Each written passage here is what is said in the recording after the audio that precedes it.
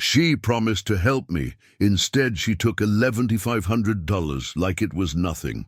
Welcome back and enjoy the story. Tyler Johnston stared at the closing statement in disbelief, his fingers trembling as they gripped the edges of the paper. $11,500. The number seemed to float off the page, mocking him, his aunt's commission, for what amounted to little more than forwarding a few emails and showing up to a single viewing, wearing Crocs and oversized sunglasses. The betrayal cut deep, not just because of the money, though God knows he could have used it for furniture or repairs on the fixer-upper he'd just purchased, but because of what it represented. Family, taking advantage of family.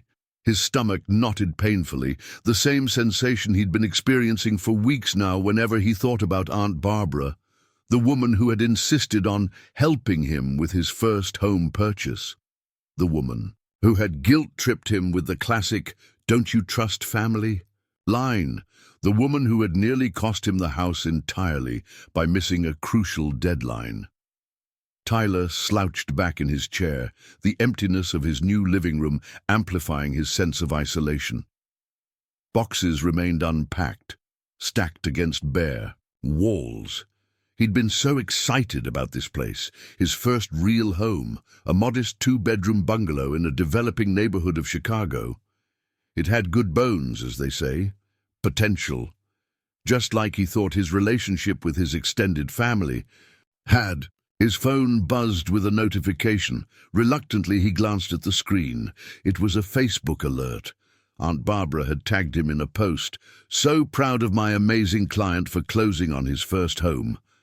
Real estate goals. Cheat proud auntie client. Not nephew, client."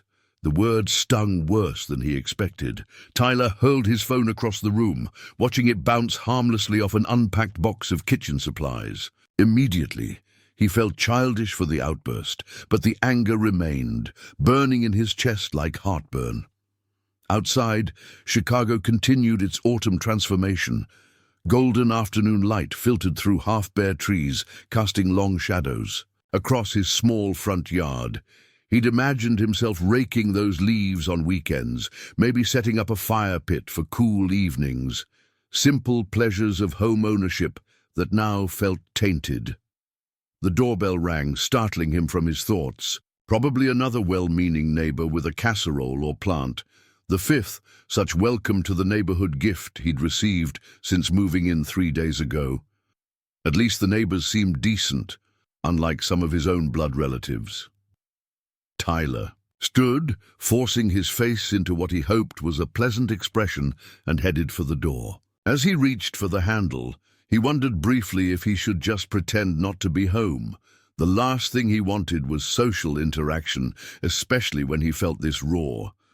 But something, perhaps the ingrained politeness his mother had drilled into him since childhood, compelled him to answer. "Coming," he called, his voice betraying none of the turmoil within. "Tyler, I brought you some of my famous lasagna. No one should have to cook during their first week in a new home." Mrs. Abernathy, his next-door neighbor, stood on his porch with a foil-covered dish in her hands. She was in her 60s with a gray bob and perpetually rosy cheeks, the kind of neighbor who probably knew everything happening on the block. "That's incredibly kind of you, Mrs. Abernathy. You really didn't have to." Tyler accepted the dish, the warm weight of it oddly comforting in his hands. "Nonsense, and please call me Doris. Mrs. Abernathy makes me feel ancient." She peered past him into the house. "Still unpacking, I see. You know, my grandson could help you move some of those heavier items. Strong as an ox, that boy." Tyler managed a genuine smile. "I appreciate that. I might take you up on it." "Good, good. Oh, and the neighborhood association meets every first Tuesday. Nothing formal, just drinks at O'Malley's down the street. You should come. It's a good way to get the inside scoop on everything around here." "I'll try to make it," Tyler said, knowing he probably wouldn't. The thought of making small talk with strangers while his internal turmoil raged on seemed impossible. After a few more minutes of pleasantries, he finally closed the door and leaned against it, exhaling slowly. The lasagna smelled amazing, but even that couldn't distract him from the gnawing feeling in his gut. He carried the dish to his sparse kitchen, where he'd managed to unpack exactly one plate, one fork, and a water glass. The contrast between Mrs. Abernathy's thoughtfulness and his aunt's betrayal couldn't have been more stark. His phone rang from wherever it had landed after his earlier outburst. Tyler followed the sound, finding it wedged between two boxes. His mother's face lit up the screen. "Hey, Mom," he answered, trying to sound normal. "Tyler, honey, how's the new place getting settled in? Dad and I were thinking of driving up this weekend to help you organize." Tyler hesitated. His parents didn't know about Aunt Barbara's commission yet. His mother was Barbara's younger sister, and the two had always been competitive. Telling her would ignite a family feud that he wasn't sure he had the energy for. "That would be great, actually. The place is a mess." "Perfect. We'll bring tools and some of your old furniture from the basement." "Oh, and Barbara called. She wanted to know if you got her housewarming gift." Tyler's blood ran cold. "Her what?" "She said she sent something. Didn't say what, but she seemed very pleased with herself. Hasn't it arrived yet?" "No," Tyler said flatly. "Nothing from Aunt Barbara." Strange. Well, I'm sure it'll come soon. You know how the mail can be. Anyway, we'll see you Saturday, bright and early." After hanging up, Tyler stood motionless in his half-unpacked living room. A housewarming gift? Was that Barbara's way of assuaging her guilt? Or was his mother mistaken? The doorbell rang again, and Tyler's heart leapt into his throat. Could it be Barbara, or perhaps a delivery? He approached the door cautiously and peered through the peephole. A delivery person stood on his porch, holding a large, flat package. Steeling himself, Tyler opened the door. "Delivery for Tyler Johnston," the courier said, handing him an electronic pad to sign. Tyler scribbled his signature and accepted the package, which was surprisingly heavy. The return address bore the name of a high-end home goods store he couldn't afford to shop at. There was no gift note visible from the outside. Back in the living room, he tore open the packaging. Inside was a framed piece of wall art, a generic cityscape of Chicago that looked like something from a hotel room. Retail value, maybe $200, tops. Attached was a small card with flowing handwriting. "To my favorite client, may your new home be filled with happiness. Love, Aunt Barbara." Tyler stared at the gift, then at the card, then back at the gift. $11,500 in commission, and she'd sent him a mass-produced piece of wall art that probably cost less than dinner for two at a decent restaurant. The sheer audacity of it made him laugh, a hollow sound that echoed in the empty room. He propped the frame against the wall and took a step back, examining it. Even if he liked the style, which he didn't, the colors clashed with the sage. Green walls he'd been planning to keep. It was as if Barbara had never paid attention to his taste at all. His phone buzzed with a text. It was from his cousin Megan, Barbara's daughter. "Did you get Mum's gift? She spent forever picking it out. Says it'll really tie your living room together. When are you having a housewarming party?" Tyler didn't respond. Instead, he opened his banking app and stared at his account balance. The down payment had wiped out most of his savings. He'd been counting on having a cushion for renovations and emergencies, but between the unexpected costs at closing, including his aunt's commission that had somehow been rolled into his loan, after the recent changes to real estate regulations, that cushion had evaporated. He had a house, yes, but at what cost? If you are enjoying the story, type 5 in the comments and subscribe for more videos like this. If not, type 0.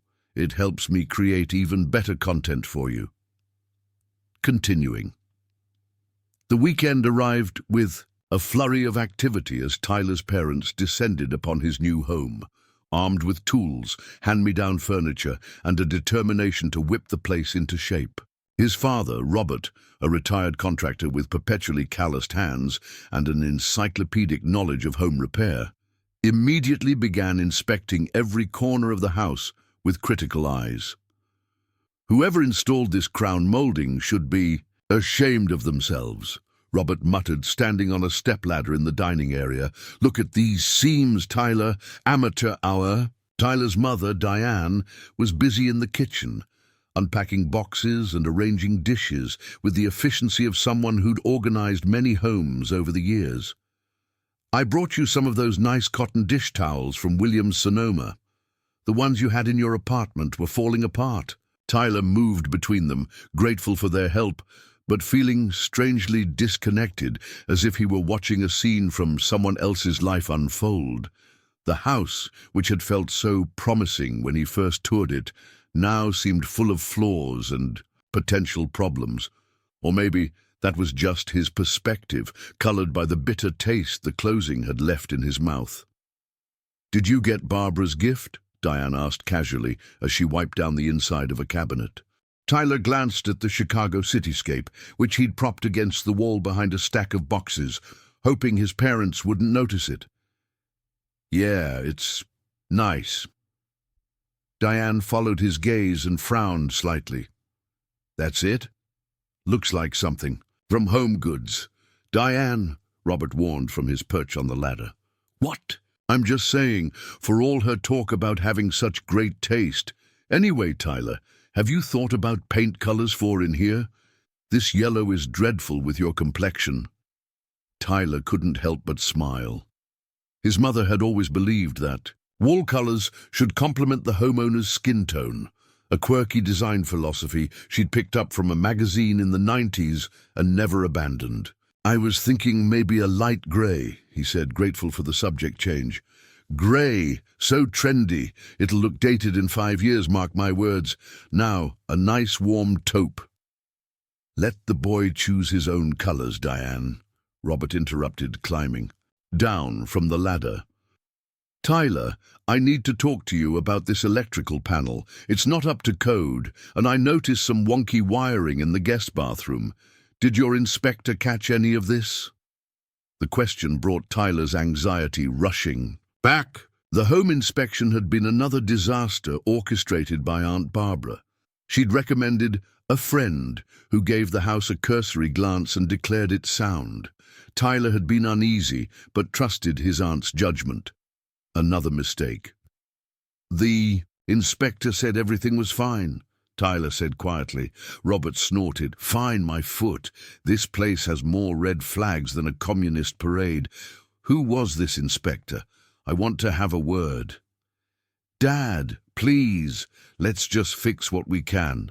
I don't want any more drama." At that, both his parents exchanged a look that Tyler couldn't quite interpret. His mother set down the dish she was drying and approached him. "What do you mean, more drama? Tyler, is there something you're not telling us?" The concern in her voice nearly broke him. Tyler had always been close with his parents, rarely keeping secrets. But this felt different. A failure, an embarrassment, a family complication he wasn't sure how to navigate. "It's nothing," he said, forcing a smile. "Just first-time homeowner stress. I'm fine." Diane replied, clearly unconvinced. "Well, you know you can talk to us about anything, even if it involves my sister." At Tyler's startled look, she added, "What? I know Barbara can be difficult. Did something happen with the sale?" Before Tyler could respond, the doorbell rang. Again.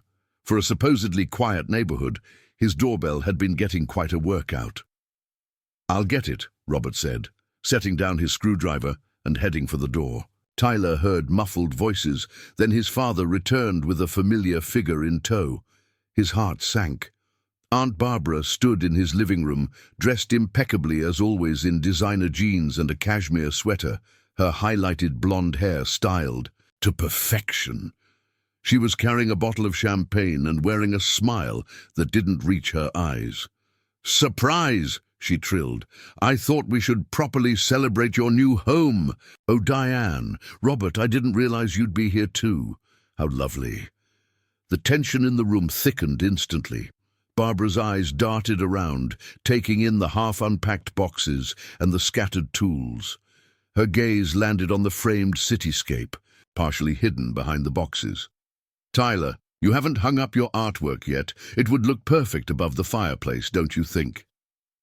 Tyler felt a muscle twitch in his jaw. "Haven't gotten around to it," he managed. "Well, no rush. Though I must say, this place looks like it needs a woman's touch. So many little things to fix up. But that's the fun of a first home, isn't it? The projects." She smiled again, that same hollow expression that didn't involve her eyes. "Shall we open this champagne? I got the good stuff. You deserve it after everything." After everything. The words hung in the air, loaded with implications that Tyler wasn't sure his aunt even recognized. Did she truly not understand what she'd done? Or was this visit some sort of twisted attempt to normalize her behavior, to act as if taking advantage of her nephew was perfectly acceptable? "Actually, Barbara," Robert said, his tone carefully neutral, "we were just about to run to the hardware store. Some electrical issues I want to address before they become problems." "Oh." Barbara looked, momentarily thrown. "Well, I can wait, or come back another time. I just wanted to check in on my favorite client." She laughed, a tinkling sound that grated on Tyler's nerves like nails on a chalkboard. Client. There was that word again. "I'm not your client," Tyler said quietly. "I'm your nephew." The room fell silent. Barbara blinked, her plastered-on smile faltering for just a fraction of a second before reasserting itself with increased wattage. "Of course you are, sweetie. I was just being professional. Real estate humor, you know." Tyler's mother cleared her throat. "Barbara, why don't you and I catch up in the kitchen while the men figure out this hardware store situation? Tyler mentioned something about needing paint samples, too." It was a transparent attempt to separate them, and Tyler felt a surge of gratitude toward his mother. As the women disappeared into the kitchen, Robert placed a heavy hand on Tyler's shoulder. "Son," he said in a low voice, "what the hell's going on?" Tyler stood in the plumbing aisle of the hardware store, staring blankly at rows of copper fittings, while his father consulted with an employee about the electrical panel. His mind was miles away, back in his living room where his mother and Barbara were likely engaged in one of their passive-aggressive sisterly exchanges. He hadn't told his father everything during the drive over, just enough to explain his discomfort with Barbara's unexpected visit. The commission, the missed deadlines, the general incompetence masquerading as help. Robert had listened silently, his knuckles whitening on the steering wheel, but had said only, "We'll figure it out," when Tyler finished. "Earth to Tyler," his father's voice broke through his thoughts. "The guy says we need a new GFCI outlet for the bathroom. They're over. In electrical." Tyler nodded absently and followed his father through the store, past cheerful displays of autumn decorations and new homeowner essentials that seemed to mock his situation. "Dad," he said suddenly, "how bad is the electrical situation, really? Be honest." Robert sighed, running a hand through his thinning grey hair. "It's not great, son. Not dangerous. I wouldn't leave you in a death trap. But not up to current standards. That inspector should lose his license. And that's on me, isn't it? I should have gotten a second opinion. Should have stood up to Barbara when she pushed her friend on me." They stopped in the electrical aisle, surrounded by switches, outlets and spools of wire. Robert turned to face his son directly. "Look, Tyler, you made a mistake trusting the wrong person, even if that person is family. Especially because that person is family. But beating yourself up won't fix your wiring.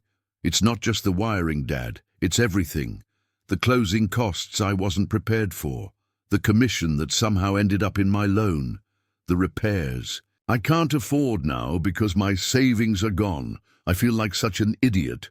Robert's expression softened. You're not an idiot. You're just learning a hard lesson that most people learn eventually. Family and business don't always mix. But now I've got this house with problems I can't afford to fix, and every time I look at it, I'm reminded of how Barbara took advantage of me. So fix what you can, when you can.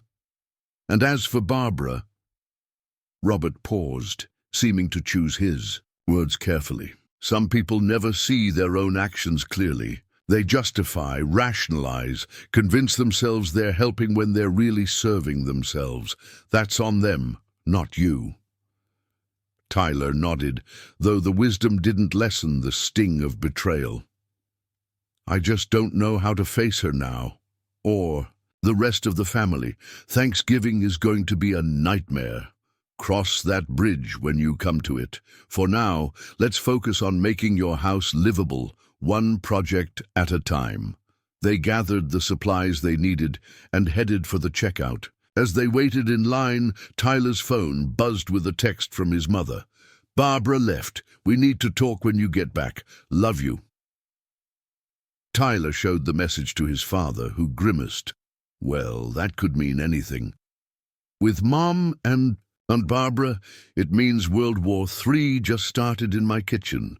Robert chuckled, a deep, reassuring sound that momentarily lifted Tyler's spirits. Your mother can handle herself. And you know what? So can you. You're tougher than you think, son. Tyler wasn't so sure about that, but he appreciated his father's confidence. As they loaded their purchases into the car, he found himself wondering what his mother and aunt had discussed in his absence. Had Barbara maintained her charade of the helpful professional aunt? Had his mother confronted her about the commission?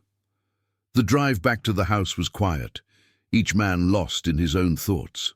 Chicago flowed past the windows, a city Tyler had lived in his entire life, but was now seeing from a different perspective, as a homeowner, however precarious that position felt at the moment. They pulled into the driveway just as the sun was beginning to set, casting long shadows across the small front yard.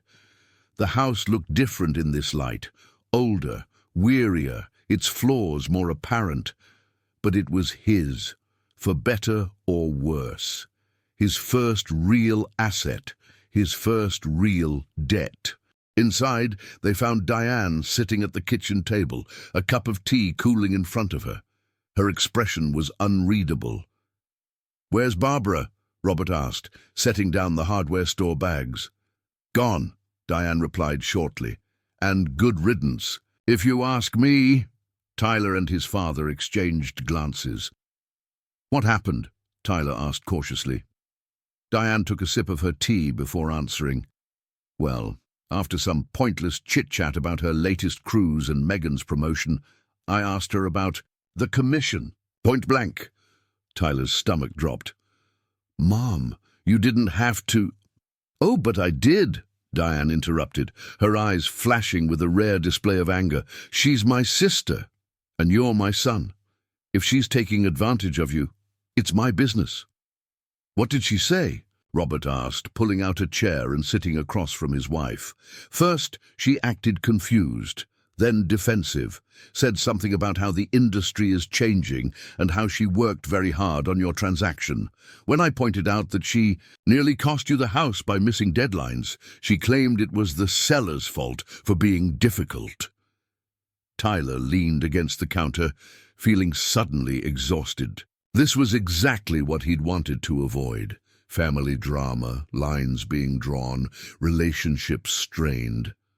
"The kicker," Diane continued, "was when she said you should be grateful for her help, because without her you would have paid even more, as if she did you some kind of favor." "Did you tell her how I feel?" Tyler asked quietly. Diane's expression softened. "No, honey, that's not my place. I just made it clear that I thought her behavior was inappropriate, commission or not." "So, now what? Is she never speaking to us again? Are you never speaking to her again?"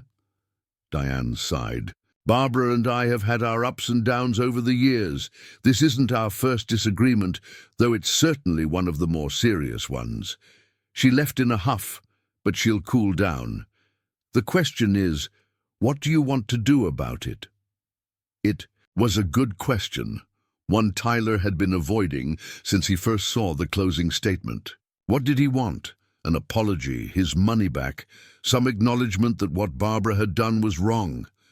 Before he could formulate an answer, his phone rang.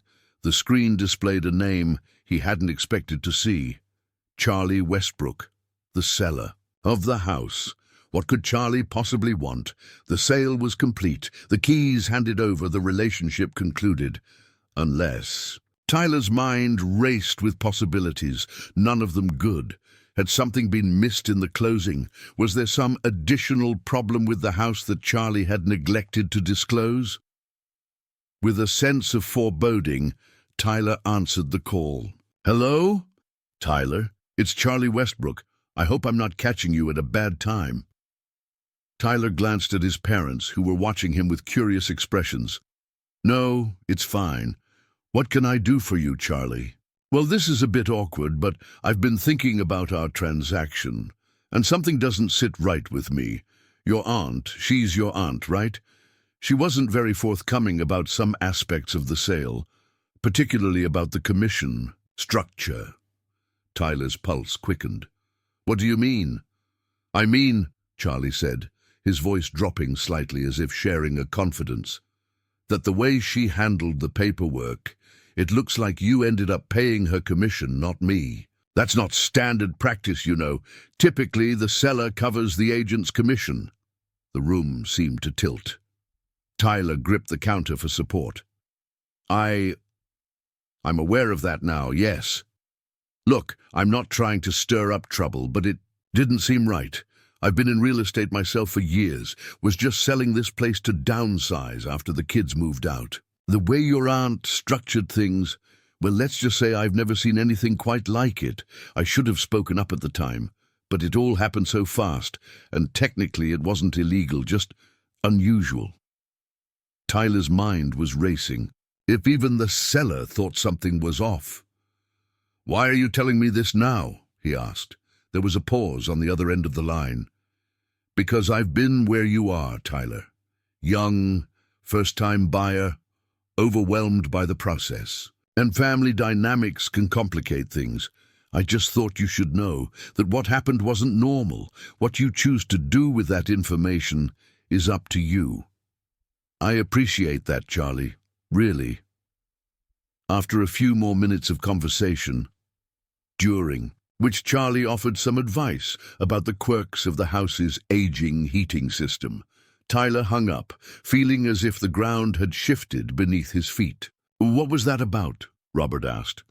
Tyler relayed the conversation, watching his parents' expressions morph from curiosity to shock to outrage. That does it, Diane declared, standing up abruptly. I'm calling Barbara right now.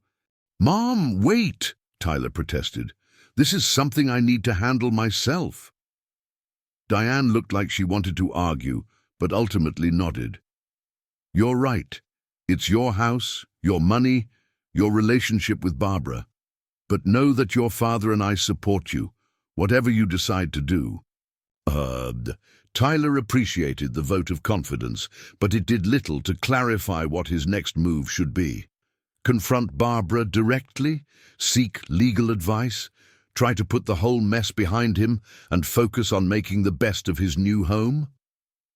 As the evening deepened into night, Tyler helped his parents set up the guest bedroom with an air mattress and spare linens. They'd be staying for the weekend, helping him tackle the most pressing repairs and continuing to unpack. Their presence was a comfort, a reminder that not all family relationships were as complicated as his and Barbara's. Later, lying in his new bedroom, still sparsely furnished, with boxes serving as makeshift nightstands, Tyler stared at the ceiling and tried to imagine a future where this house felt truly like home. A place untainted by betrayal and financial stress. A place where he could build new memories to overshadow the negative ones associated with its purchase. It seemed impossible now, but perhaps in time. His phone buzzed with a new notification. Another Facebook post from Aunt Barbara. Another happy client in their dream home. Real estate success. Family first. Attached was a photo of Tyler's house, his house, with Barbara standing proudly in front, as if she were the one who had made it all possible, as if she hadn't nearly derailed the entire process, as if she hadn't profited handsomely from his trust. Tyler set his phone face down on the nearest box and closed his eyes, willing sleep to come. Tomorrow would be another day of repairs and decisions. Another day of trying to rebuild not just his new home, but his sense of trust and security that had been so badly damaged.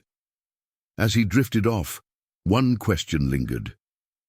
Would he ever be able to face his aunt again without feeling that knot of anger and betrayal in his stomach?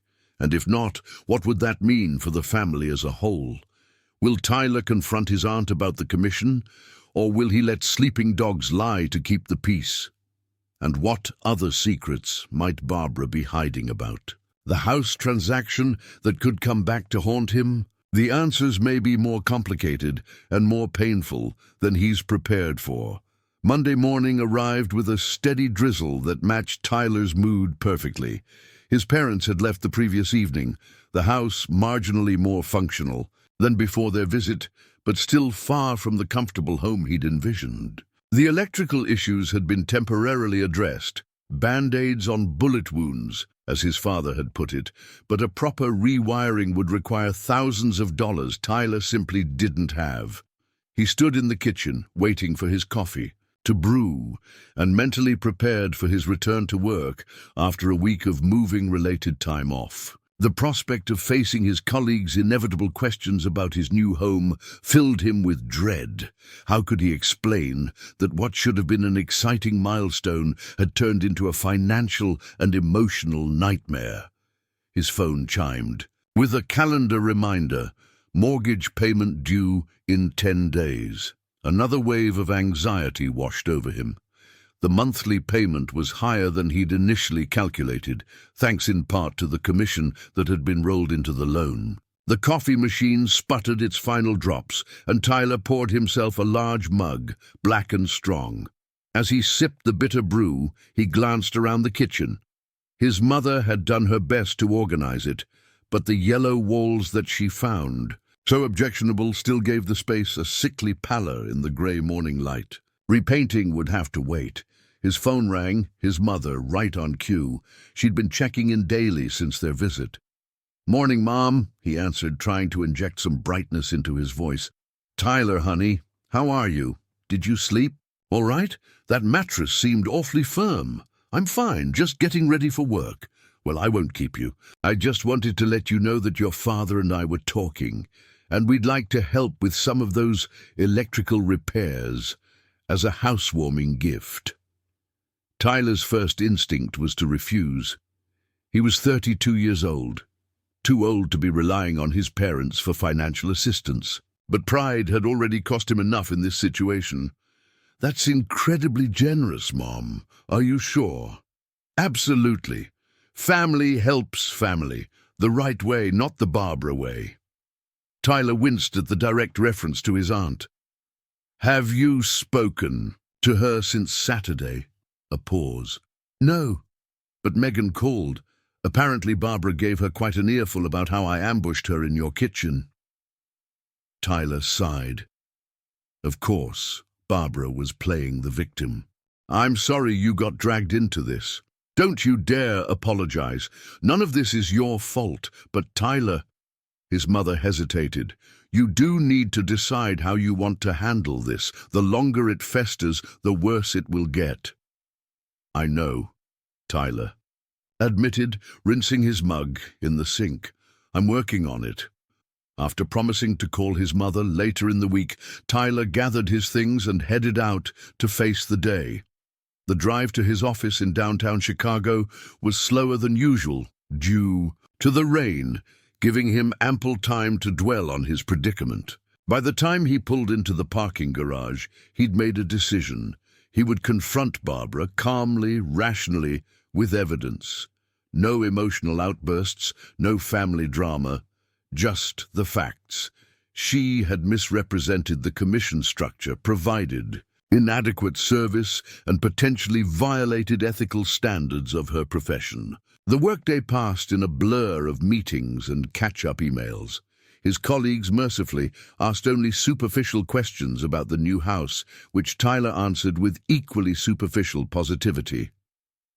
"It's great, just needs a few personal touches. The neighborhood is really welcoming. Yes, unpacking is a nightmare, but I'm getting there." By 5 o'clock, his resolve had only strengthened. He texted Barbara on his way to the car. "Need to discuss something important about the house purchase. Can we meet tomorrow evening?" Her response came quickly. "Of course, sweetie. I was going to call you anyway. I have a great painter. Recommendation for those awful yellow walls. My treat. How about dinner at Giovanni's, 7 p.m.? Tyler gritted his teeth. Giovanni's was an upscale Italian restaurant, the kind of place where a confrontation would be impossible, and her offer to pay for painting felt like another attempt to minimize the magnitude of what she'd done. "Actually, I'd prefer to meet at my house. This is a private matter." The typing dots appeared, disappeared, then reappeared. Finally, "If you insist, but I'm bringing dessert. See you at 7. Tyler pocketed his phone and started the car. Tomorrow night, he would finally get answers, and hopefully, some closure. The evening stretched before him, empty and quiet. He'd been avoiding social invitations since the closing, partly due to the move, but mostly because he couldn't bear the thought of casual conversation. His friends, well-meaning as they were, wouldn't understand the complexity of emotions he was grappling with. Back at the house, he forced himself to continue unpacking, setting up his home office in the second bedroom. The physical activity helped channel some of his restless energy, though each item he placed felt somehow impermanent, as if the house might still be yanked away from him if he didn't remain vigilant. Around 9, the doorbell rang. Tyler tensed. He wasn't expecting anyone, and the thought of another surprise visit from Barbara made his stomach clench. He approached the door cautiously and peered through the peephole. It was Megan, Barbara's daughter, his cousin. Tyler hesitated. He and Megan had always gotten along well enough, but they weren't particularly close. What could she want at this hour?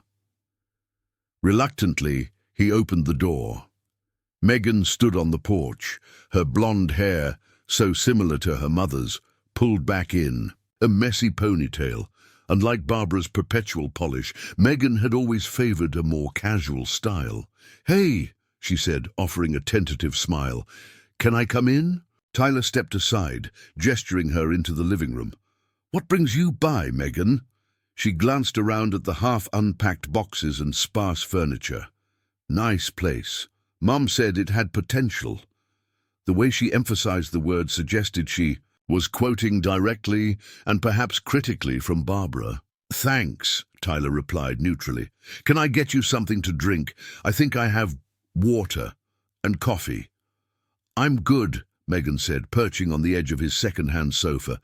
"I can't stay long, I just—" She trailed off, seeming to gather her thoughts. "Mum mentioned you two are meeting tomorrow." Tyler nodded warily. "That's right. She thinks you're upset about something. Actually, she thinks Aunt Diane poisoned you against her, which is ridiculous." "Diane didn't—" Megan held up a hand. "I know. Mum has a way of rewriting history to cast herself as the hero, or at least the victim, never the villain." Tyler was surprised by her candor. Megan had always been loyal to Barbara, at least publicly. "So why are you here?" Megan sighed, running, a hand through her ponytail. "I work in real estate too, you know, not with Mom. I'm with a different agency. I've been hearing things about how she structures her deals, especially with first-time buyers." Tyler felt his pulse quicken. "What kind of things?" "The kind that could get her license suspended if the wrong people started asking questions." Megan said quietly, "Look, I love my mom, but what she did with your purchase, it wasn't right, and it wasn't the first time." She shifted the commission to me, Tyler said flatly. Made me pay instead of the seller. Megan nodded. Among other things, did you know she double-dipped? Represented both you and the seller, but didn't properly disclose it. That's why she was able to manipulate the commission structure. Tyler sank into a chair opposite his cousin, the information hitting him like a physical blow. That's illegal, isn't it? Gray area.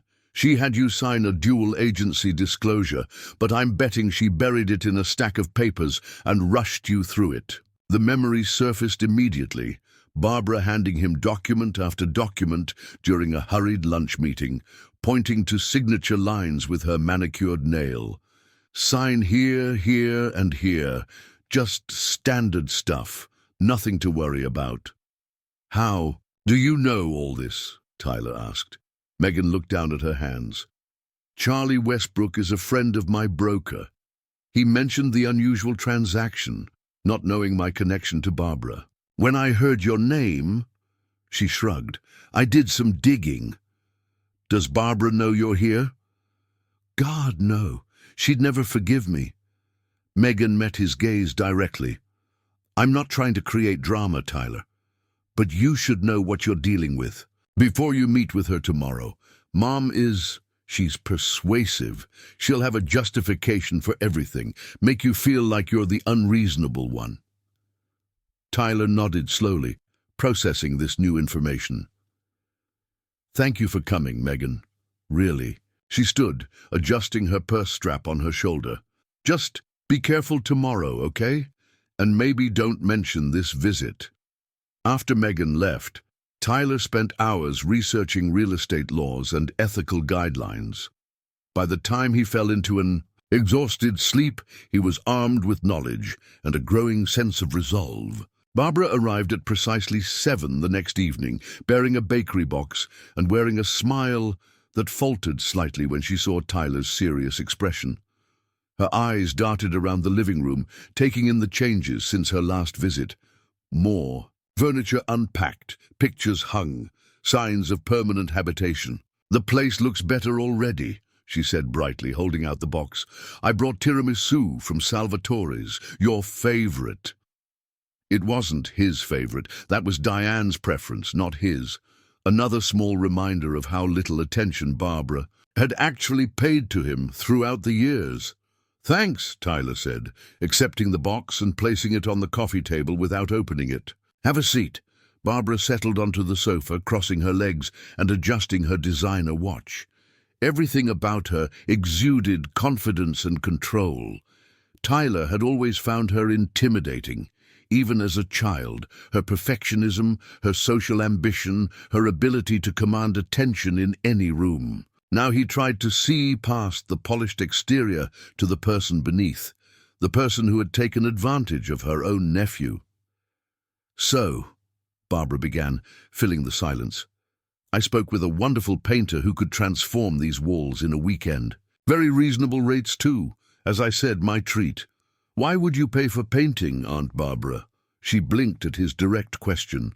Well, as a housewarming gift, of course. I know the closing costs were higher than you expected, and I thought the closing costs were higher because of your commission, Tyler said evenly. A commission that should have been paid by the seller, not by me. Barbara's smile tightened. Tyler, honey, I explained this. With the recent changes in real estate regulations, commission structures are fluid. Charlie agreed to the arrangement. Did he? Because that's not what he told me.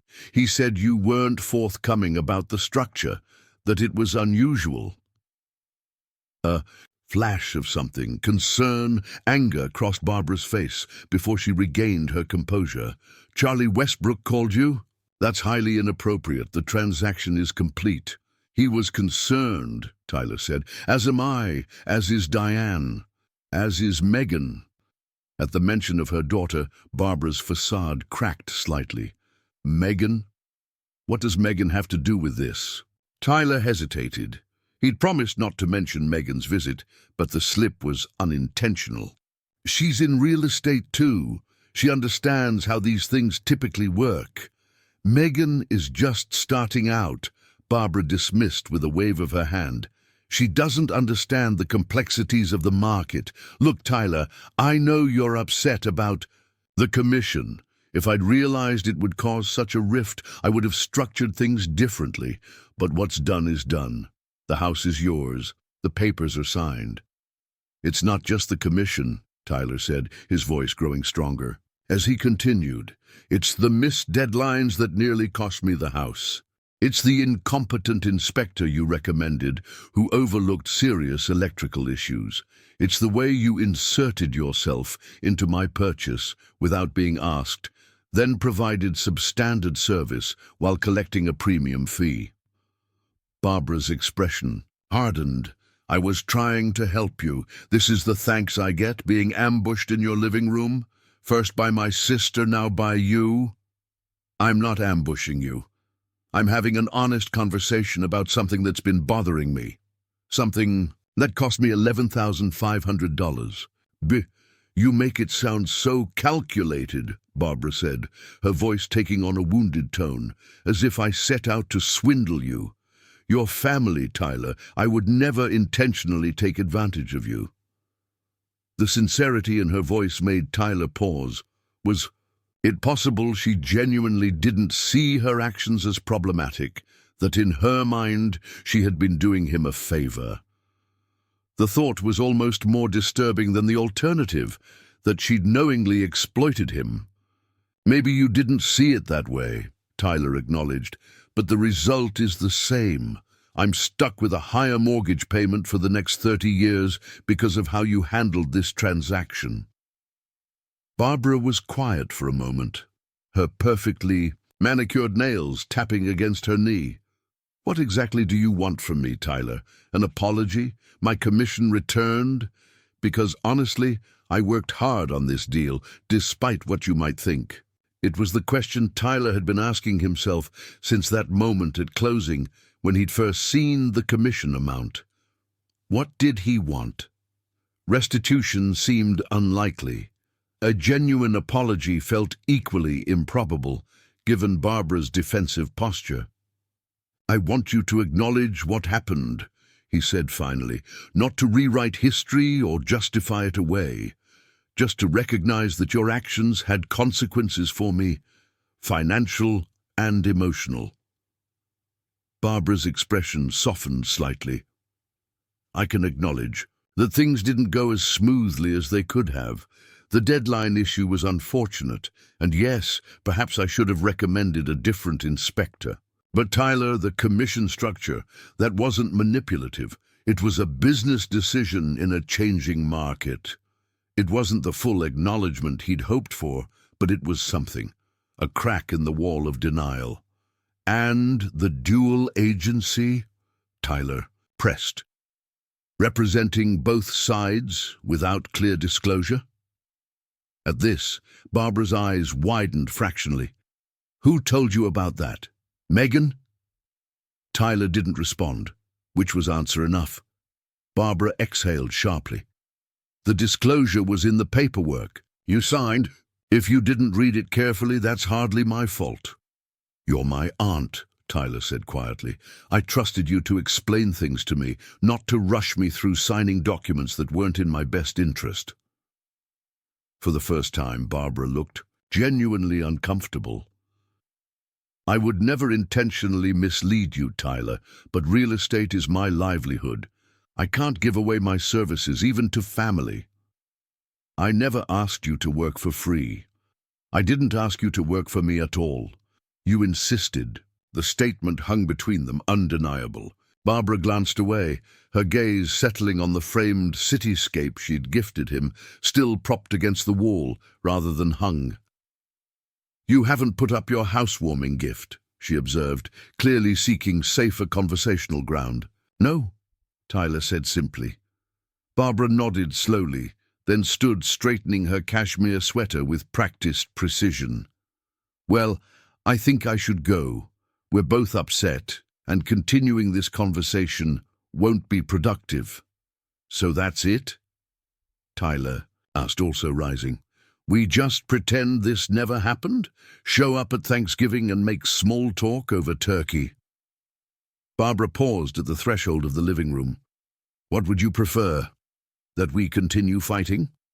That I return my commission, which I've already spent on Megan's grad school tuition? That I admit to some nefarious plot to defraud you? I'd prefer honesty, Tyler said, and some acknowledgement of the damage done to our relationship. Barbara's expression softened slightly. I never meant to damage our relationship, Tyler. You're my nephew, and I care about you. Perhaps I let my professional habits overshadow our family connection. For that, I am sorry. It wasn't a full apology, but it was more than Tyler had expected. He nodded, not trusting himself to speak. I'll see myself out, Barbara said, moving toward the door. The tiramisu is from Salvatore's. Your mother's favorite, not yours. I realize that now. Another oversight. She offered a small, rueful smile. Maybe we can talk again when we've both had some time to process. After she left, Tyler stood in the quiet house, feeling strangely hollow. The confrontation hadn't gone as planned. No dramatic confession, no tearful reconciliation, no clear resolution. Just the messy, complicated reality of family dynamics and human fallibility. His phone buzzed with a text from his mother. How did it go with Barbara? Tyler stared at the message, unsure how to summarize the interaction. Finally he typed, It's complicated. She acknowledged some things, defended others, baby steps, I guess. Diane's response came quickly. That's Barbara for you. One step forward, two sideways. You okay? Was he okay?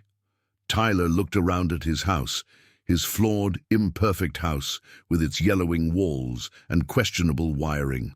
A house that represented both his biggest financial achievement and his most painful lesson in trust. I will be, he replied honestly. Setting down his phone, Tyler opened the bakery box on the coffee table. The tiramisu looked perfect. Of course it did.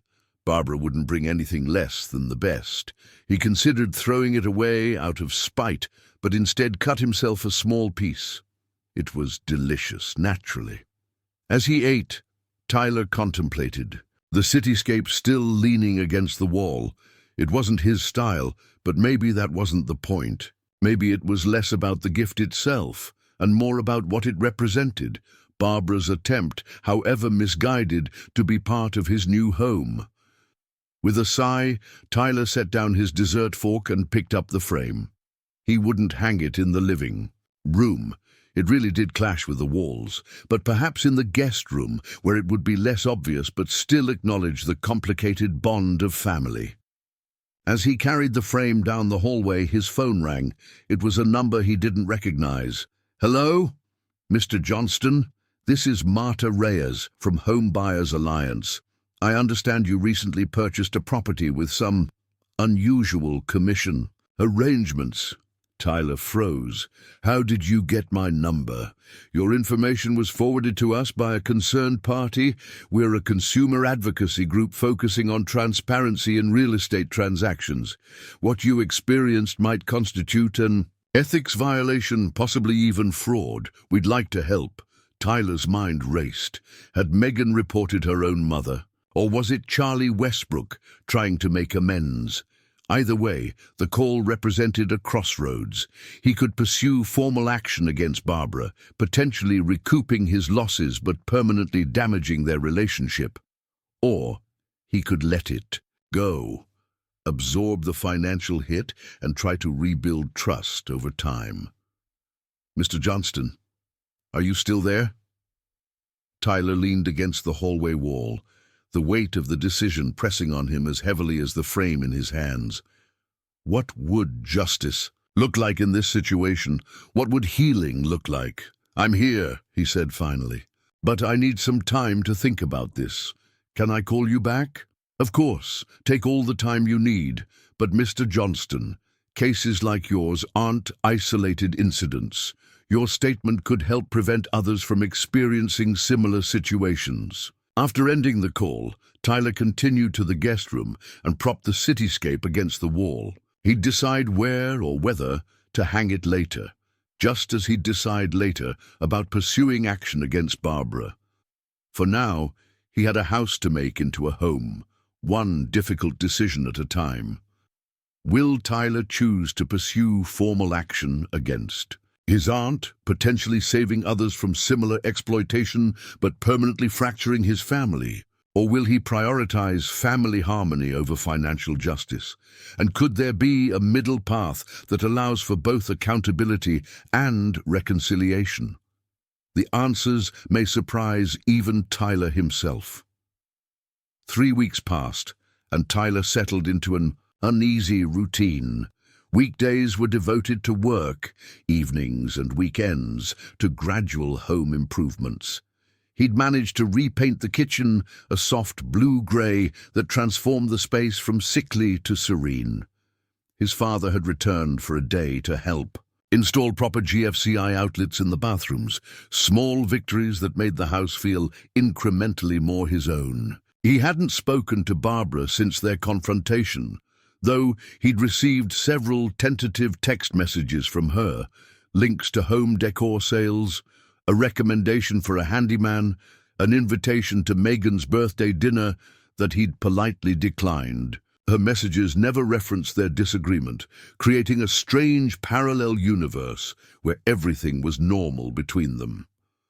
The business card from Marta Reyes at Homebuyers Alliance sat on his desk, untouched. He'd researched the organization. They were legitimate, with a solid track record of advocating for consumers in real estate disputes. They could potentially help him recover some or all of Barbara's commission. But at what cost to the family? Tyler was pondering this question on a crisp Saturday morning while raking leaves in his front yard when a familiar car pulled into his driveway. Not Barbara's luxury SUV, but Megan's practical sedan. She emerged wearing jeans and a Northwestern University sweatshirt, so different from her mother's carefully curated appearance. "Need a hand?" she called, approaching the leaf pile Tyler had accumulated. "Sure," he replied, surprised but not displeased by her visit. "There's another rake in the garage." They worked in companionable silence for a while, the rhythmic scraping of rake tines against pavement filling the air. Finally, Megan spoke. "Mom said you two had a difficult conversation." Her words, not mine. Tyler continued raking. "That's one way to put it. She also said she apologized and you're still holding a grudge." At this, Tyler stopped. "That's not exactly how it went down." Megan leaned on her rake, studying him. "I didn't think so. Mom has a selective memory when it comes to conflict. She acknowledged some things but defended others. Called the commission a business decision in a changing market." Megan snorted. "Classic Barbara. Look, I didn't come here to defend her. I just—" She hesitated. "I heard you were contacted by Homebuyers Alliance." Tyler's gaze snapped to hers. "How did you know that?" "Because I'm the one who referred them to you," Megan admitted. "After our conversation, I did more research. What Mom did wasn't just ethically questionable. Parts of it were illegal. The dual-agency disclosure wasn't properly executed. The commission structure violated state regulations. Tyler, she took advantage of you, and you're not the first." Tyler leaned his rake against a nearby tree, processing this information. "You reported your own mother?" Megan looked pained. "I didn't name her directly. I just described the situation to a contact at the Alliance, and they connected the dots. They deal with these cases all the time. Why would you do that? She's your mother." "Because it's wrong," Megan said simply. "Because she needs to face consequences before she does this to someone else. Because I'm trying to build a career in real estate based on ethics and transparency, and she's not." Tyler studied his cousin, seeing her in a new light. It couldn't have been easy to take this step, to risk her relationship with her mother. "Have you spoken to her about any of this?" he asked. Megan shook her head. No, and I'd appreciate if you didn't mention my involvement. It would devastate her. But you want me to file a formal complaint? That would devastate her too. It's different coming from you, Megan insisted. She already knows you're upset. A complaint would be an extension of that, not a betrayal from her daughter. Tyler wasn't convinced by the distinction, but he understood Megan's difficult position. I haven't decided what to do yet, he admitted. Part of me wants justice, financial and moral. But another part just wants to move forward, to focus on making this house a home instead of a reminder of betrayal. Megan nodded thoughtfully. I get that, but Tyler, think about this. What if the next person she does this to isn't family? What if it's an elderly couple on a fixed income or a single parent stretching to afford their first home? They might not have family resources to fall back on like you do. The question hit Tyler hard. He'd been thinking about this situation, primarily in terms of his personal relationship with Barbara, but it was bigger than that. If she was routinely exploiting clients... "Incoming!" a voice called from the sidewalk. They turned to see Mrs. Abernathy approaching, pulling a small wagon filled with potted chrysanthemums. I divided my perennials and thought your front beds could use some color, Tyler. The conversation with Megan was necessarily paused as Mrs. Abernathy insisted on helping them plant the flowers along the front of the house. She chattered about neighborhood gossip and the upcoming block party, a welcome distraction from the heavy decision weighing on Tyler's mind. When she finally departed, Megan checked her watch. I should get going too. Mom thinks I'm at a yoga class. Tyler nodded, then impulsively asked, Want to see the inside progress before you go? I've made some changes since you were last here. Megan smiled. I'd like that. They toured the house, Tyler pointing out his small improvements. The repainted kitchen, new light fixtures in the dining room, shelves he'd installed in the living room. The cityscape from Barbara now hung in the guest room, a compromise of sorts that acknowledged the complexities of family. You've done a lot with the place, Megan observed as they returned to the front door. It's starting to feel like you. That's the goal, Tyler agreed. Though there's still so much to do, the bathroom needs a complete overhaul and the electrical... One project at a time, Megan said. That's how these old houses work. As she turned to leave, Tyler was struck by a sudden idea. Megan, wait, what if there's a middle ground? A way to address what Barbara did without formally reporting her. Megan looked skeptical but intrigued. I'm listening. What if I talked to her broker, not filing a complaint with the licensing board, but raising concerns with her supervisor? It might be enough to ensure she changes her practices without permanently damaging her career or our family. Megan considered this. Her broker should definitely know. But Tyler, there's something else you should consider. What's that? Restitution. Even if you don't want to pursue formal action, you deserve to have at least some of that commission returned. It was taken under false pretenses. Tyler hadn't allowed himself to think about actually getting his money back. It had seemed like such an impossible outcome. You think that's possible without legal action? I think if her broker understood the situation, they might encourage Barbara to make it right as a way to avoid more serious consequences. It's worth a try, at least. After Megan left, Tyler spent the rest of the day mulling over their conversation while completing yard work. By evening, he'd made his decision. He would contact Barbara's broker, not with threats or demands, but with a straightforward account of what had transpired. He would request partial restitution of the commission and assurances that similar practices wouldn't continue with future clients. It wasn't about revenge or even complete justice. It was about accountability and prevention, about finding a balance between family loyalty and ethical standards. The next morning, Tyler composed a careful email to Barbara's broker detailing the transaction without emotionality or accusations. He included copies of relevant documents and ended with a request for a meeting to discuss resolution options. After sending it, he felt a strange sense of calm. Whatever happened next, he had taken action based on his principles, rather than simply allowing himself to be a victim. The house that had felt like a monument to betrayal now represented something different, a catalyst for growth, for standing up for himself, for finding his voice.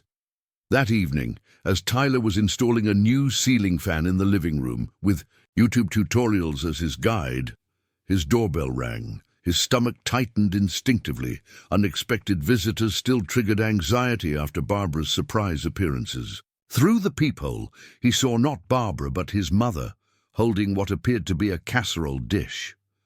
"Mom," he said, opening the door. "What are you doing here? You didn't tell me you were coming."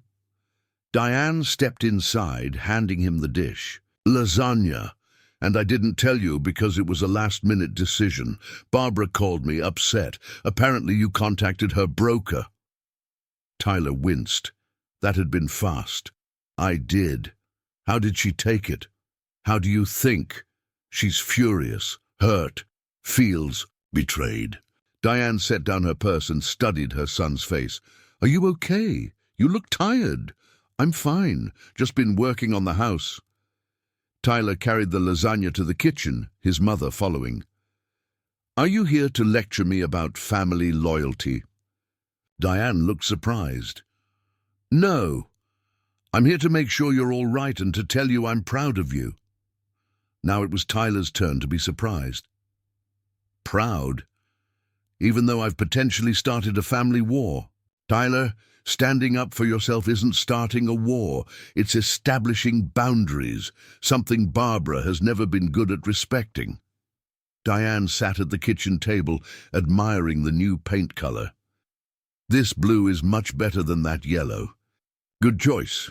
"Thanks," Tyler said, joining her at the table. "So you're not mad that I escalated things with Barbara?" "Mad? No. Concerned about the fallout? Yes. Barbara is...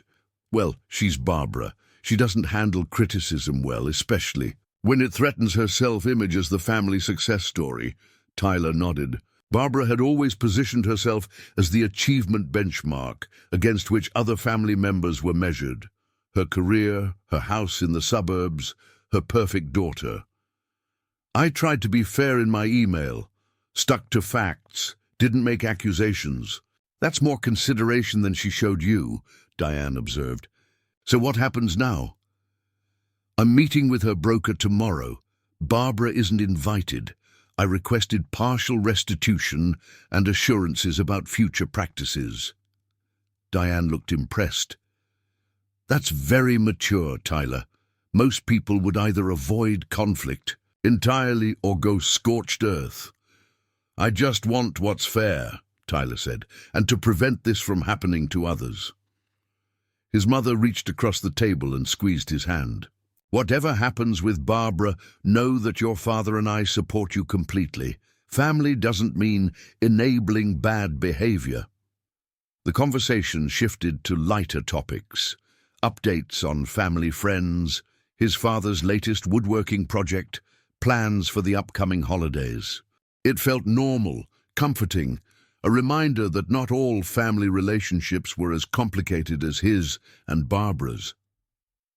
After his mother left, Tyler returned to the ceiling fan installation, but his mind kept drifting to tomorrow's meeting. Would Barbara's broker take his concerns seriously? Would there be professional consequences for his aunt, and how would this change family dynamics moving forward? As he worked, Tyler realized that his feelings about the house had shifted. What had once felt like a burden, a constant reminder of betrayal, now felt like something else. A catalyst for growth, a place where he'd found his voice, a home where difficult truths could be spoken and hopefully healing could begin. The fan installation complete, Tyler switched it on, watching with satisfaction as the blades began. Their smooth rotation, one more project finished, one more step toward making this place truly his own. His phone buzzed with a text from a number he didn't recognize. "This is Marta Reyes from Home Buyers Alliance. Just checking in. Have you made a decision about filing a formal complaint?" Tyler looked around at his gradually transforming home and typed his response. "I'm handling it my own way, but thank you for your concern and the important work you do." Tomorrow's meeting would be difficult. The aftermath would be messy. Family gatherings would be awkward for the foreseeable future. But for the first time since discovering Barbara's commission on the closing statement, Tyler felt he could face whatever came next. Have you ever experienced betrayal from someone you trusted? Or do you know someone who has? Let me know in the comments. The offices of Prestige Real Estate occupied the 15th floor of a sleek downtown building with views of Millennium Park. Tyler felt distinctly out of place in the reception area, with its artful orchid arrangements and oversized black and white photography of Chicago landmarks. This was Barbara's world, polished, expensive, image-conscious. "Mr. Johnston," a receptionist appeared at his elbow. "Mr. Cranston will see you now." Tyler followed her down a hallway, lined with framed awards and certificates, many bearing Barbara's name. Top Seller, Circle of Excellence, $1 Million Club. The accolades seemed to mock him, evidence of his aunt's success built partly on practices like those she'd employed with him. Daniel Cranston's corner office continued the theme of understated luxury. The man himself rose from behind a massive desk, extending his hand. He was younger than Tyler had expected, maybe early 40s, with the confident manner of someone who had achieved success early and expected it to continue indefinitely. "Tyler, thank you for coming. Please, have a seat." Tyler sat in one of the leather chairs facing the desk, acutely aware that his slightly rumpled button-down and khakis were a stark contrast to Cranston's impeccable suit. "I've reviewed the materials you sent," Cranston began, gesturing to a folder on his desk. "And I've spoken with Barbara about the transaction. I appreciate you taking this seriously," Tyler said carefully. Cranston leaned forward slightly.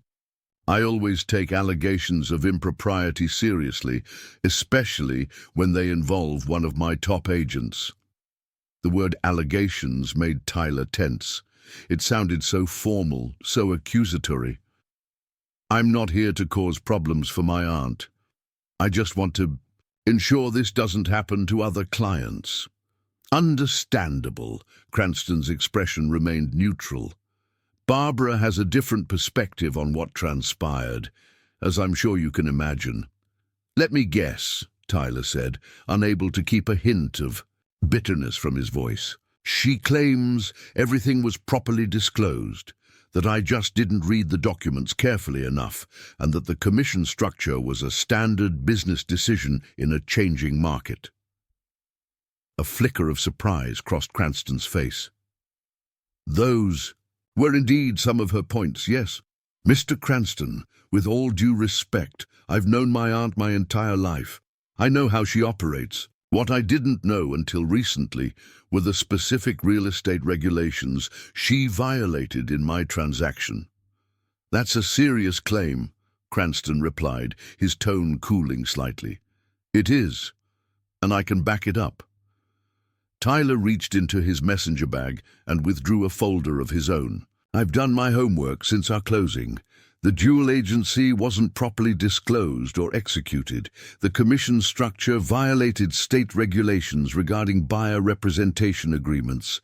The referral to a home inspector with whom she has a personal relationship wasn't disclosed as required by the Code of Ethics." He placed the folder on Cranston's desk. "I'm not here as an angry nephew, Mr. Cranston. I'm here as a consumer who was taken advantage of by a real estate professional, who happens to be related to me." Cranston's expression had grown more serious as Tyler spoke.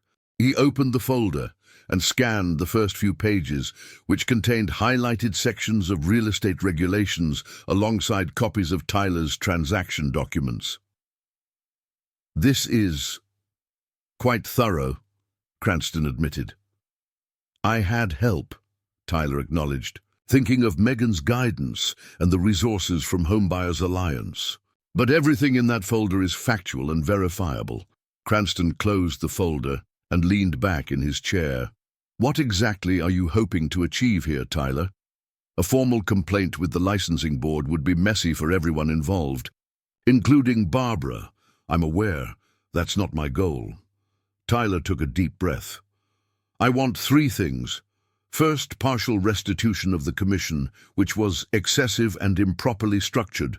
Second, assurance that Barbara will change her practices, moving forward to comply with regulations. And third, some monitoring to ensure compliance. Cranston studied him for a long moment. That's remarkably reasonable given the circumstances. Many people in your position would demand full restitution and formal disciplinary action. I'm not interested in punishing my aunt or damaging her career permanently. I just want accountability and prevention. And if we can't come to an agreement on these terms... Tyler met Cranston's gaze steadily. Then I'll have to consider other options, including a formal complaint. But I'd prefer to resolve this privately, for everyone's sake. Cranston nodded slowly. I appreciate your discretion. This kind of situation could generate negative publicity for our agency if it became public. He seemed to make a decision. Let me be straight with you, Tyler. Barbara isn't the first agent I've had concerns about regarding commission structures and disclosure practices.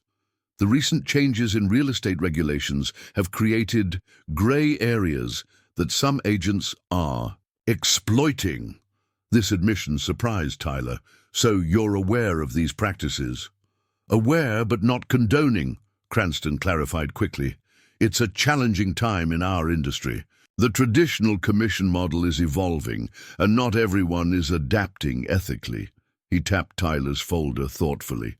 I'll need to review these materials more thoroughly, but based on our conversation and my initial impression, I think we can work toward a resolution that addresses your concerns while allowing Barbara to learn from this situation rather than be defined by it. Relief washed over Tyler.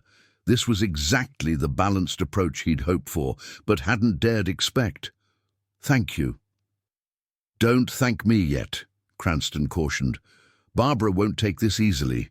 She's protective of her reputation and resistant to criticism, and she's one of our top producers. I know my aunt, Tyler acknowledged. She'll be angry, defensive, probably play the victim, but ultimately she responds to authority and consequences. If you make it clear this is a serious matter with professional implications, she'll adapt. Cranston looked impressed. You understand her well. That will help as we navigate this situation. He stood, signaling the meeting's conclusion. I'll be in touch within a week with a proposed resolution. In the meantime, I'd appreciate your continued discretion. Tyler stood as well, feeling lighter than he had in weeks. You have it. This has always been about making things right, not about revenge. As Tyler left the building and walked back to his car, Chicago's skyline gleamed in the autumn sunshine. For the first time since closing on his house, he felt a sense of real progress, not just in addressing the commission issue, but in standing up for himself and his principles. The knot in his stomach that had become his constant companion began to loosen. His phone buzzed with a text from his mother. How did the meeting go? Better than expected, he replied. Cranston seems to be taking it seriously. Says he'll propose a resolution within a week. Good. Coming for dinner Sunday. Your father's smoking a brisket. The normality of the invitation made Tyler smile. Life continued, even amidst family drama and financial disputes. Wouldn't miss it. The drive home took him past familiar landmarks, the lake, the museum campus, neighborhoods where he'd considered buying before finding his current house. How different would things have been if he'd chosen another property, or used another agent, or stood up to Barbara from the beginning? These counterfactuals were pointless, Tyler knew. What mattered was what he did now. how he moved forward. The home and life he built from this point. Back at the house, Tyler found a small package on his porch. No return address, just his name in familiar handwriting. Megan's. Inside was a book. First-time homeowner's maintenance guide, with a sticky note attached to the cover.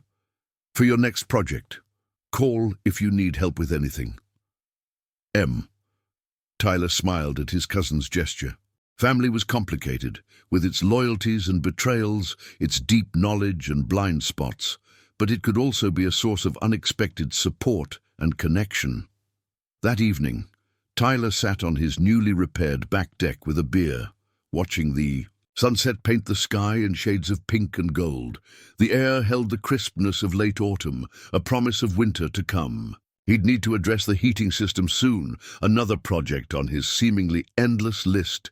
But for now, in this moment, he felt something close to contentment. The house was becoming his home, issue by issue, repair by repair. The betrayal that had initially tainted it was being addressed, and he was discovering a resilience in himself that he hadn't known existed. His phone rang. Barbara.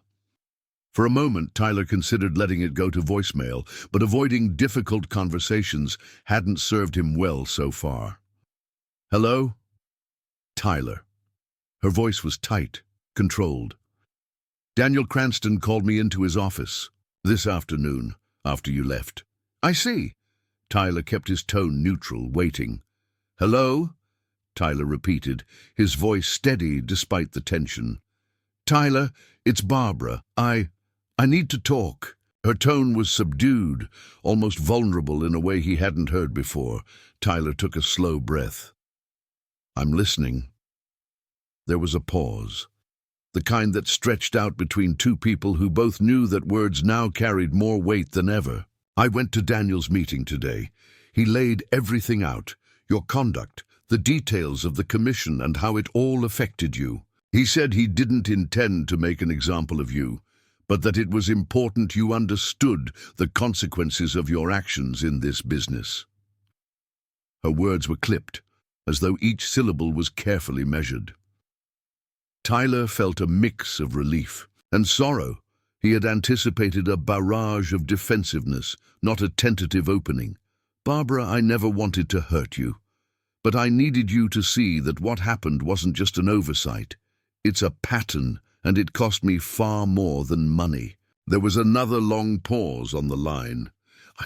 I never intended for things to get out of hand. I thought I was helping you, guiding you through something complicated. I thought that my experience would be enough to keep you safe. I see now that I was wrong. Tyler's heart softened for a moment at her admission. Over the years, Barbara had been the family success story, always polished, always in control, but behind that exterior, perhaps she carried her own burdens of expectation. I know you thought you were helping, but the way everything was handled left me feeling exploited. It wasn't just about the extra dollars, it was about trust. Trust, she echoed.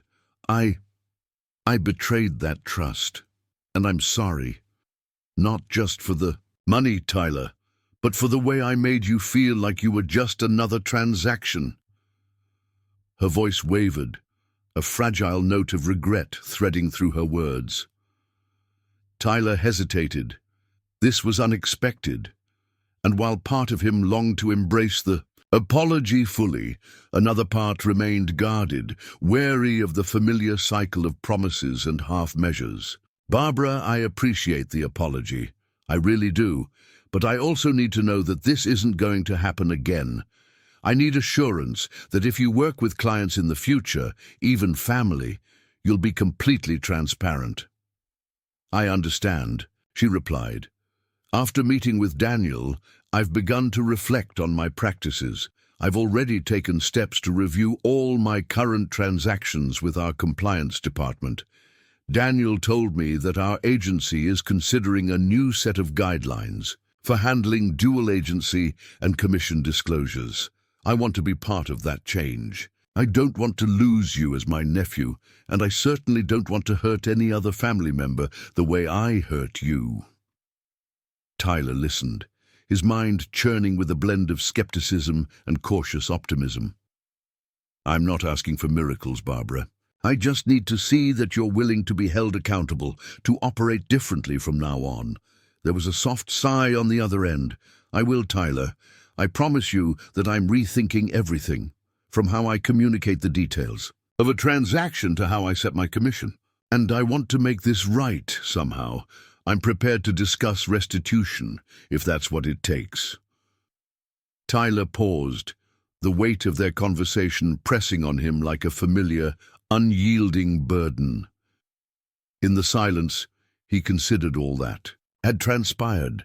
The financial strain, the betrayal of trust, the long hours spent researching regulations, and the sleepless nights filled with self-doubt. Finally, he spoke.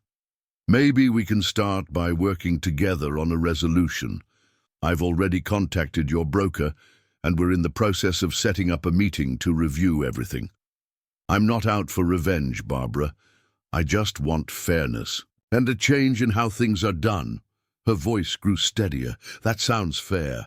And I'm willing to do whatever it takes to rebuild your trust, not just for you, but for every client I serve from now on." Tyler closed his eyes for a moment, as if picturing a future where family ties weren't permanently marred by past mistakes. "All right, I'll wait for the meeting outcome. Let's both take this as a lesson in doing better." There was a long silence before she finally said, "Thank you, Tyler, for giving me a chance to make this right. And I hope we can move forward. I'm truly sorry for everything." As the call ended, Tyler stood motionless in his living room, the faint hum of the new ceiling fan blending with his thoughts. It had been a long, tumultuous journey, one that started with a seemingly simple transaction and escalated into a family crisis. Yet now he sensed a possibility for healing, even if it was fragile and uncertain. The conversation with Barbara had not erased the past, but it had opened a door to change, to accountability, and maybe, eventually, to reconciliation. In the following days, Tyler found himself in a whirlwind of meetings and quiet reflections. The meeting with Barbara's broker had taken place as scheduled, in a neutral conference room off the agency's main floor. Daniel Cranston and another senior manager were present, their expressions serious but not unkind. Barbara was absent from the meeting, a decision that Tyler understood, given the sensitivity of the situation. Instead, her broker laid out a plan to address the issues he had raised. The proposal involved partial restitution to offset the undue commission, mandatory training sessions on ethical practices for all agents in the office, and a temporary oversight period during which her future transactions would be subject to enhanced review. Tyler listened carefully as the broker explained the details. "We value transparency and accountability," he said. "Your complaint, Mr. Johnston, has highlighted areas that require immediate reform. Our aim is not to punish, but to ensure that all agents operate within clearly defined ethical boundaries. In your case, we're proposing a restitution of a portion of the commission and a formal commitment from Barbara to adopt these new practices." Tyler nodded, his earlier resolve bolstered by the professional and measured approach. "That's acceptable. I'm not looking to tear the agency apart or ruin her career. I want to see change, not conflict." After the meeting, Tyler received an email from the broker confirming that a resolution had been reached. It would take time for the financial adjustments to reflect in his records, and Barbara would be required to attend several hours of additional training on real estate ethics. More importantly, the broker promised that the changes would be monitored to prevent similar issues in the future. That evening, as the autumn chill began to deepen, Tyler sat on his back deck watching the sunset. The air was crisp, and the Sky was painted in soft hues of orange and purple, a gentle reminder that even the most turbulent days eventually gave way to calm. His thoughts drifted to his parents and Megan, who had been steadfast in their support throughout this ordeal. He recalled his mother's encouraging words, the quiet strength of his father, and Megan's candid honesty that had helped him see the larger picture. Tyler decided to write a long, thoughtful message to Megan later that night, expressing gratitude for her guidance and for showing him that even within the complexities of family loyalty, doing the right thing was possible.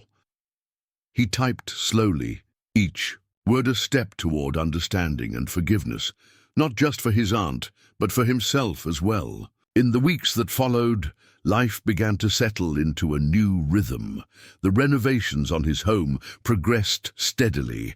The patched-up wiring was scheduled for a complete overhaul next month, and the interior design took on a style that was unmistakably his own, neither reflective of his aunt's taste nor his mother's old-fashioned ideas, but a unique blend that spoke to his personal journey. Every brushstroke of paint and every carefully chosen piece of furniture became a symbol of his independence and his commitment to learning from the past. Barbara, for her part, started making small, visible changes. She sent out regular updates to her clients about the new guidelines, and there were subtle shifts in how she handled disclosures during transactions. Tyler received an occasional card from her, nothing overly warm, but with a note that hinted at genuine effort to change. At family gatherings, the tension between them remained palpable at first, but gradually, with time and honest conversations, the rough edges began to smooth out. There were moments when Tyler caught his aunt looking at him with a blend of regret and hope, as if silently asking for forgiveness. One chilly evening around Thanksgiving, the family gathered at his new home, a symbolic first celebration in a house that had been born of turmoil but was now slowly blossoming into a sanctuary. The table was laden with dishes prepared by his mother and contributions from neighbors who had become like extended family. As they all sat down to share a meal, an unspoken understanding passed among them. Tyler realized that while scars from betrayal might never fully disappear, they could become part of a larger tapestry of growth and renewal. Later that night, after the dinner plates had been cleared and the last of the guests had left, Tyler found himself alone with his thoughts. He walked from room to room, pausing in each space to reflect on the journey that had brought him here, the late nights spent poring over documents, the moments of anger and despair, and the unexpected kindness that emerged even in the midst of conflict. The house, once a monument to betrayal, was now a canvas for new beginnings. Sitting in the quiet of his living room, Tyler finally allowed himself to feel a deep sense of accomplishment.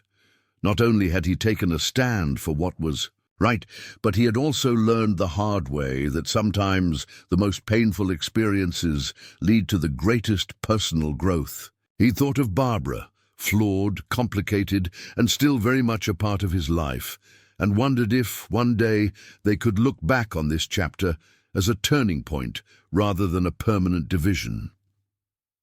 In that moment, as the wind whispered through, the open window and the soft glow of the streetlights bathed the room in a warm light. Tyler made a silent promise to himself. He would continue to build his home, repair the damage, and let the experiences shape him into someone wiser and more resilient. And as for family, he resolved to keep the lines of communication open, knowing that reconciliation was a slow process, but one worth pursuing. Tyler's phone vibrated, displaying a new message from his mother. "Proud of you, son. Happy Thanksgiving. Love, Mom." He smiled, feeling a tender warmth that contrasted sharply with the earlier bitterness. He replied briefly, "Thank you. Happy Thanksgiving."